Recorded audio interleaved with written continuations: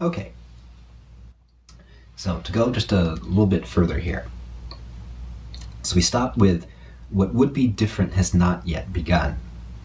This affects all specific determinations. Each one which appears non-contradictory proves to be as contradictory as the ontological models of being and existence. This is Adorno's way of saying there's no free lunch. Any notion of a non-contradictory being, of a simple utopia, that this notion that there was some simple, happy, placid time, no. There are moments of solidarity, there are moments of joy and togetherness and with communities, and our beloveds and the people we care about, and our friends and allies and whatnot. But they're just that, they're moments. And we can't really point to a non-contradictory state without being untrue to the potential of human beings to create new things. Adorno writes, nothing positive is to be gained from philosophy which would be identical with its construction. In other words, which passes itself off as being equal to liberation. And if you think about it, the form of all reactionary ideology is actually the identity of the assertion with liberation. And there's an extreme form of this. You have to think of the overtly violent autocratic states. This is a marvelous example, which is very appropriate for what's going on in the Middle East today. Gaddafi's Green Book. It's a horrible piece of, just embarrassing work, of course. But one of the things, if you actually go through and scan it, basically the only thing it's really saying is that the brother leader, Gaddafi, sort of represents the supreme will of the people, and this is the will of the people is the most important thing, so he has to carry out the burden of being the supreme leader. It's the oldest defense of monarchy in the book. I mean, it's just straight up sort of monarchical thinking, and that's what they're rebelling against, and they're, in an uprising against that, and they'll succeed. He's on his way out, of course. That's sort of the extreme case of that. And there are sort of softer variations of that sort of autocracy and the identification with power. It's really the identification with power. And the idea is that once you buy into that power is this thing and that you can just sort of follow it without thinking about your own interests and your own identity. And Adorno's having none of that. He's saying, no, that's absolutely false and wrong and not a way to free ourselves at all. In the process of demythologization, positivity must be negated all the way into the instrumental reason which demythologization supplies. And this is a very complex set of transactions happening here. This is Adorno's term for cultural critique, essentially. And he's talking about mythology. This is one of the early Frankfurt School tropes of the culture industry. So it's really the critique of the mythologies of consumerism is what he's getting at here. And he's saying that we have to negate this all the way to the commodities, including the positivity of the commodity forms themselves. That's what he's getting at. Back to Adorno. The idea of reconciliation rejects its positive positing in the concept. Nevertheless, the critique of idealism, of Hegel's system, does not discard what the construction of the concept towards the insight once garnered, and what the guidance of the concepts once won in terms of energy from the method. So it's not as simple as, oh, well, Hegel was wrong, and therefore we don't need to think about that anymore. Oh, let's put it on the scrap heap onto something else. Actually, no. It's precisely when a mode of thought, which was once very vital and interesting, its time passes, that's actually a useful moment to stop and think about what made that such a vital mode of thought, what made idealism so powerful and interesting in its time. And for purposes of triangulation, one of the things to mention here is Hegelian idealism is to philosophy what national democracy and nationalism was to sort of the French and American revolutions. You have to think of its motivation and function that way. Idealism is really a theory of national revolution, and it's in its proper context. And then later, nowadays, that's not good enough anymore. It's not just about having a nation state. It's also, well, what kind of nation state? What conditions does this nation state exist? Yeah, Libya is an independent state, but if you have an autocrat running Libya for 42 years, obviously they haven't made a great deal of progress there. That's problematic. So this is Adorno's point. It's not good enough to simply the attitude that all the answers are in the past is wrong, and the attitude that, oh, there's nothing to be learned from the past. Both are wrong. We have to go to the past critically and dig out what we can from it. And from things like Hegel's system, which is very complex, but full of interesting insights as well. Okay, back to Adorno. Adorno writes, only that which is inscribed in the idealistic magic circle goes beyond its figure by calling it by name in the completion of its own deductive process, demonstrating what is separated from it, what is untrue in it, in the developed summation of the totality.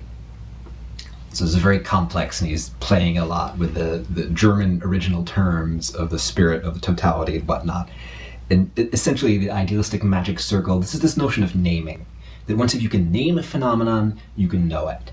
And Adorno's pushing back a little bit against that, saying, no, it's not enough to name the phenomenon. We also have to experience the phenomenon and understand it, and using a lot of different tools. However, demonstrating what is separated from it, what is untrue in it, in the developed summation of the totality. So it's not that we can't know that totality.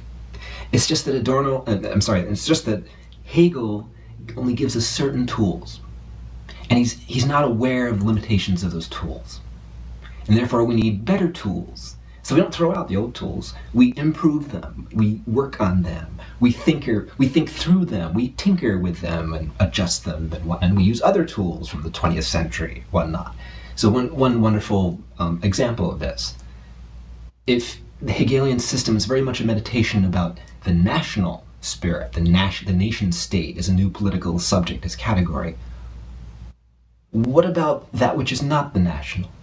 What were the nation states of early modern Europe founded on? What kind of system? How are they getting rich? Yes, exactly. They were getting rich by plundering Africa and the Caribbean, by setting up a system called plantation slavery and chattel slavery and so on. They were setting up colonies. They were colonizing the planet. That's how they were getting wealthy. They were imperial powers. See the problem of the totality. And you have to bring in the entire planet and everything that's happening in the system. Already by the 18th century, when Hegel was around, you couldn't get away from these issues. And if you don't think about these issues, then you're missing something crucial. So Hegel's missing something crucial because he doesn't have that system of systems. He's not Marx. That's Adorno's critique.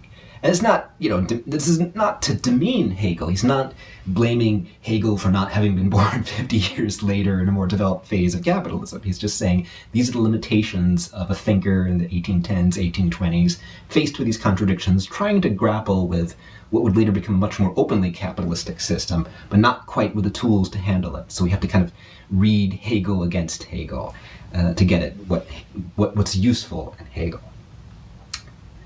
Okay, a little further. Adorno writes, pure identity is what is set up by the subject, and to this extent is brought from outside. And there's a wonderful pun here, gesetzte, and it literally means posited, but the German term has like that's a very subtle pun, because it's like that which is posited, that which is emplaced. So there's a kind of an active mode of judicious selection happening here. And this notion of sort of balance. It's almost like a machine tool where you're setting up a tension between two opposing forces and you're tuning that. And so there's the kind of internal tension. It's like a framework of some kind, a balance of some kind. So it's much more active, the way he's using it. It's not just a simple, putting something somewhere. It has an active dimension. Okay. Back to Adorno, he writes, to imminently criticize it means, therefore, paradoxically enough, to criticize it from outside as well. So the internal critique of that which is posited, of this identity, also has to come from the outside. So it's not just enough to come from the inside, to the local standpoint. We also have to think about the global perspective as well. The subject must render compensation to the non-identical for what it perpetrated on it. That's a very profound thought. Let me repeat that line. The subject must render compensation to the non-identical for what it perpetrated on it. Is that morality? Is that history? Is that aesthetics? Is that sociology? And the answer is yes. It's all those things, all at once. Adorno's asking us to think through all those levels of subjectivity, saying that all these things are problematic. They leave out and they exclude, and then the answer is not to throw out subjectivity, not to throw out the tools, but to think them through all together. All the ways that identity is disfigured, all the ways that people are oppressed. Or in more contemporary language, we have to think about the intersection of violence, the intersectionality of identity. We're multiple people. All human beings are complex arrays of identity. We have race, we have gender, we have sexuality, we have age, profession, status, life history, social this, that, the other. We're very complicated. Even the simplest human being is amazingly complicated. We have all these categories that determine who we are and what we do. We have to think about that complexity, because each one of those identities is problematic. If we claim that we're a man, what does that exclude? What's the social history there? If we claim that we're, white or Caucasian or African American or Brazilian or Russian or Japanese or Indonesian, what does that mean? And which context? There's going to be tremendous complexity there. And certainly the complexity, and for those of you who, I know American audiences, this will come as a shock, but those of you who are from outside of the United States know this about national identity, that most of the industrializing nations of the world have incredibly complex identity politics. Like the identity politics of India are astoundingly complicated. There's no agreed upon national Indian identity that you can point to and say, oh, well, that's Indian. Well, there's the flag and there are other things, but there's profound contestation. There's tremendous regional difference. There are other kinds of difference. There's linguistic difference, there's social difference. And this is a genuine issue that we need to grapple with and wrestle with. And we can't just sort of say, oh, well, that's some identity thing. No, this is essential to the contradiction.